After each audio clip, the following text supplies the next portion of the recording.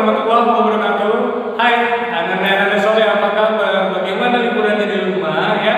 Oke, mudah-mudahan anak-anak tetap sehat. Ingat jaga kesehatannya, jangan kemana-mana. Kita 2 minggu ini akan tetap belajar ya, walaupun anak-anak tidak ada di sekolah atau di asrama. Oke, untuk itu anak-anak soleh, sekarang kita akan belajar mengenai IPS ya, itu mengenai perkembangan Islam di Indonesia, yaitu pertama bagaimana caranya Islam masuk ke wilayah kita. Oke, kita langsung saja karena waktu atau durasi. Indonesia merupakan negara multikultural yang memiliki berbagai macam jenis agama.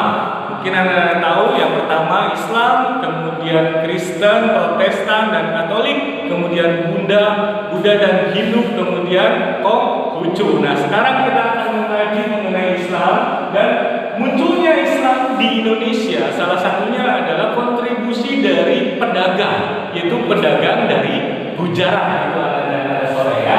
Tujuan pembelajaran kita kali ini yang pertama agar kalian bisa mendeskripsikan caranya, prosesnya masuk Islam ke Indonesia seperti apa. Itu yang pertama. Kemudian yang kedua, mengidentifikasi pengaruh Islam itu seperti apa terhadap kebudayaan Indonesia. Dan yang ketiga, mengidentifikasi mengenai kerajaan Islam di Indonesia, baik itu dari peristiwanya, dari tokoh-tokohnya siapa saja mengenai hal Islam. Ya, kemudian yang keempat, mengidentifikasi apa sih peninggalan dari kerajaan Islam, apa peninggalan dari budaya Islam yang pertama di Nusantara. Cek it out, kita langsung saja.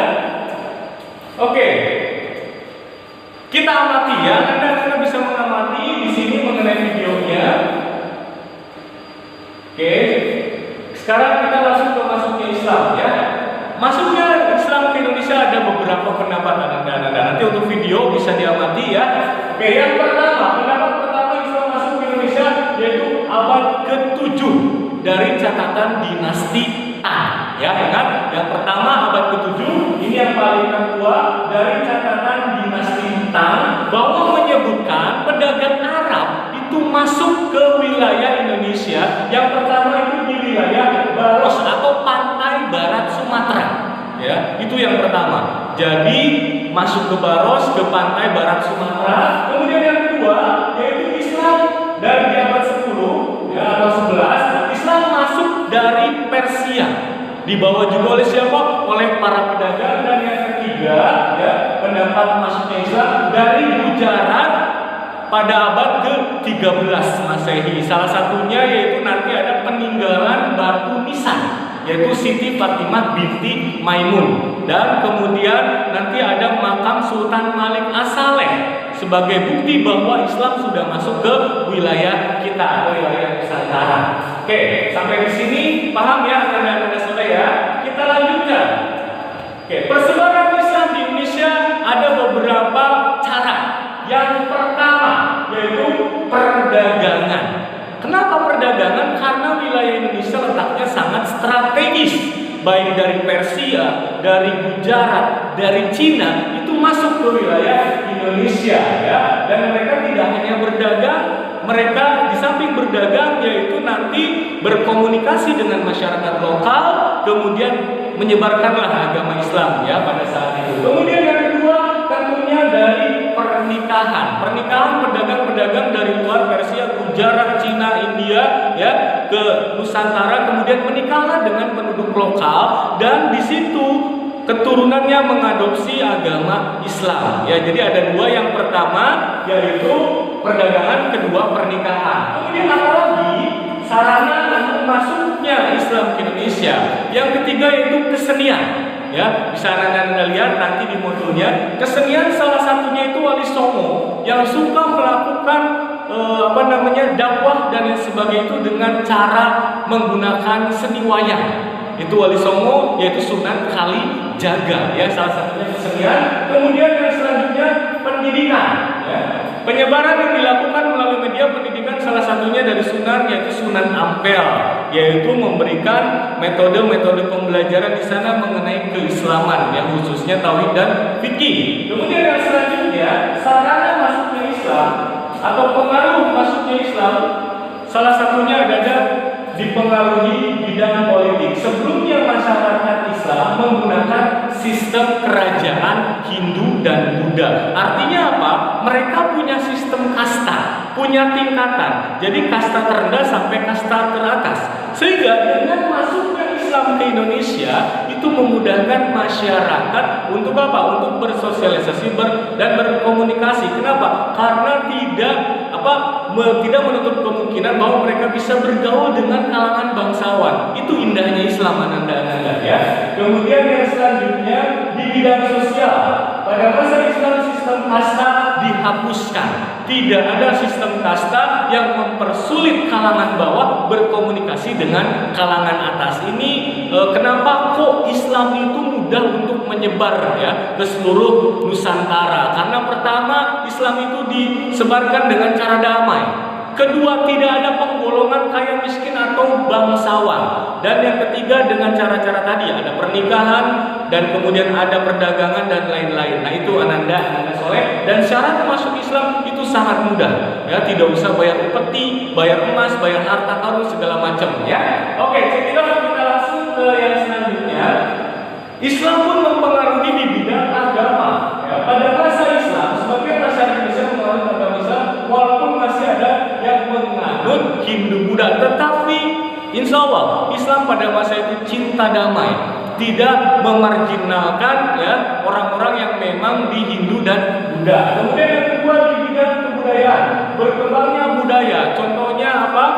Dari segi arsitektur, menara-menara masjid yang sangat luar biasa, perpaduan antara budaya lokal, budaya Islam, dan ada juga percampuran budaya Hindu. Seperti salah satunya Masjid Kudus, yaitu masjid yang atap tumpang, ananda-ananda ya. Oke, langsung saja pengaruhnya. Nah ini mengenai kerajaan-kerajaan Islam di Indonesia. Coba di sini siapa yang tahu salah satunya menyebutkan kerajaan Islam Indonesia? Oke, salah satunya adalah kerajaan di wilayah Malaka sana ya. Kita kaji satu persatu. Kerajaan Islam yang pertama yaitu Samudra Pasai. Samudra Pasai berdiri tahun 1270 sampai 1275 Masehi di sebelah utara ya, Perla. Awalnya Raja Samudra Pasai berawal dari kerajaan Perla ya. Siapa namanya? Yaitu Sultan Malik As-Saleh ya, dari wilayah sekitaran Lek Semawe, Aceh. Sultan Malik As-Saleh ini kenapa mendirikan kerajaan Samudra Pasai? Ya karena kerajaan Perla waktu itu diserang oleh pasukan barbar dari Cina, yaitu pasukan Mongol, ananda-ananda ya. Nah ini kerajaan Samudra Pasai ya di sebelah timur Aceh ya, di sebelah timur Aceh. Mesti diingat dalam pertanyaan di sebelah timur Aceh. Kemudian ya, sumber sejarah mengatakan dari makam Sultan Malik As-Saleh dan catatan Marco Polo, dia sudah diperlak dan adanya catatan Ibnu Batutah itu sebagai buktinya. Jadi ada catatan Ibnu Batutah juga sebagai buktinya.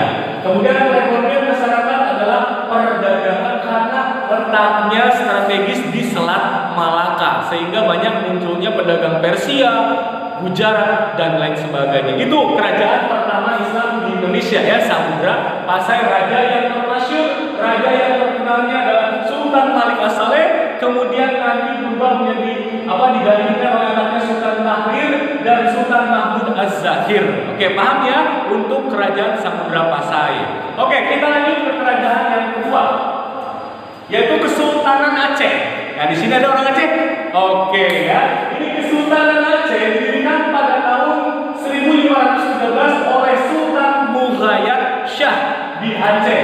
Ya, Kesultanan Aceh mencapai puncak pada masa pemerintahan Sultan Iskandar Muda pada tahun 1607 sampai 1636. Di Kesultanan Aceh ini sekarang berubah ya, wilayahnya menjadi daerah istimewa ya, daerah istimewa ya. Kemudian kenapa kok Aceh dikatakan Serambi Mekah ya?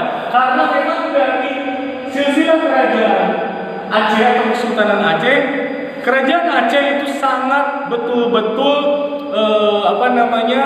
untuk agama Islam ini sangat dipegang erat ya, sangat dipegang erat, sangat fanatik, sehingga hukuman-hukuman pun di samping hukuman-hukuman dari pemerintahan itu ada hukum cambuk sesuai dengan syariat Islam ya, makanya Aceh dikatakan Serambi Mekah. Oke, next ke kerajaan yang selanjutnya Demak. Nah, Kesultanan Demak ini anak-anak soleh adalah kerajaan pertama yang ada di Jawa.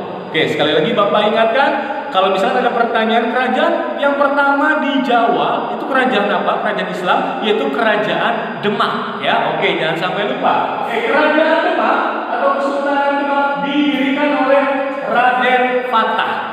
Ya, Raden Fatah. Nanti kemudian mereka mencapai puncak kejayaannya masa pemerintahan Sultan Trenggono. Kekuasaan Demak sampai posisi utara Jawa Barat yang ditaklukkan oleh Fatahillah dalam penyebaran agama Kesultanan Demak dibantu oleh para wali songo.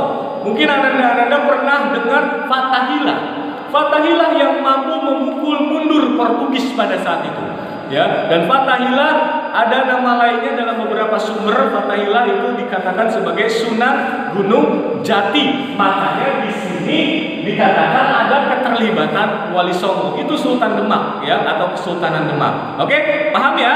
Cekidot, kita langsung ke materi selanjutnya. Sekarang Kesultanan Makassar ini di luar Pulau Jawa, ya, seperti tadi Samudra Pasai, ya. Kesultanan Makassar merupakan kesultanan yang terletak di Sulawesi dengan namanya Kerajaan Goa dan Talo, ya. Kemudian bergabung menjadi satu. Kesultanan ini mencapai puncak kejayaan pada masa pemerintahan Sultan Hasanuddin dengan nama panggilannya adalah Ayam Jantan dari Timur, ya. Apa Sultan siapa? Sultan Hasanuddin. Ingat nama lainnya Ayam Jantan dari Timur, ya. Kesultanan ini berkembang di bidang perdagangan karena letaknya strategis, ya. Kesultanan ini mengalami kemunduran setelah kelaparan dan diakhiri dengan Perjanjian Bongaya, ya, diakhiri dengan Perjanjian Bongaya. Maka pada saat itu karena strategi perang yang kurang mengalami kemunduran dan kehancuran. Nah, itu untuk Kesultanan Makassar. Cekidot, kita langsung ya ke kerajaan yang selanjutnya. Sekarang Kesultanan Mataram. Di mana Mataram? Di wilayah Jawa. Kesultanan Mataram merupakan kerajaan Islam yang didirikan oleh Sutawijaya tahun 1575 di Jawa, yang kemudian digantikan oleh putranya bernama Sultan Agung Anyokrokusumo. Itu sultan yang paling terkenal, Sultan Agung Anyokrokusumo pada Mataram Islam, ya, jangan sampai lupa, ya. Kesultanan Mataram mencapai puncak kejayaannya pada masa Sultan Agung. Di sini melahirkan sebuah budaya yaitu gerebek dan dimunculkannya kalender Jawa seperti ada Legi, Pahing, ya, dan lain sebagainya. Nah, ini munculnya pertama kalender Jawa adalah masa Kesultanan Sultan Agung Anyokrokusumo Mataram. Tapi sayangnya nanti kerajaan Mataram akan terpecah menjadi dua, ya, berdasarkan Perjanjian Giyanti, yaitu menjadi Yogyakarta dan menjadi Surakarta. Nah, itu Mataram nanti terbelah menjadi dua atau terbagi menjadi dua, ya. Paham ya?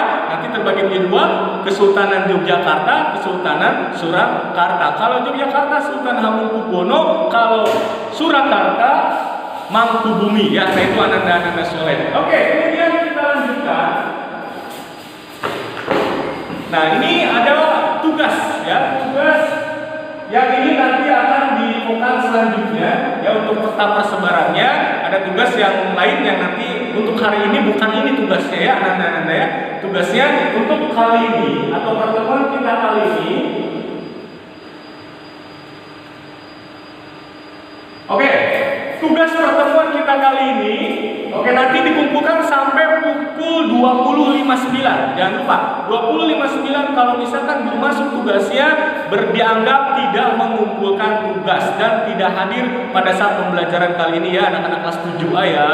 Oke, tugasnya untuk periode sekarang atau untuk hari ini, ya, yaitu buatlah literasi mengenai apa? Mengenai tokoh-tokoh kerajaan Islam di Indonesia pada saat itu, awal perkembangan Islam, ya, sebanyak 2 halaman. Ingat, literasinya jangan dari komik, jangan dari novel, ya. Literasinya silahkan mau lihat materi yang tadi Bapak bahas, atau misalkan dari internet, tapi sumbernya yang valid. Itu yang pertama. Nanti sumbernya dicantumkan di bawah literasinya. Misalkan ini dari blog mana, blogspot mana, atau dari mananya, tolong cantumkan sumbernya. Tetapi kata-katanya wajib kata-kata kalian, ya. Literasinya wajib kata-kata kalian, bukan copy paste. Paham? Paham itu? Oke, untuk itu sekian dari Bapak pembelajaran pada hari ini IPS mengenai perkembangan Islam atau persebaran Islam ke Indonesia.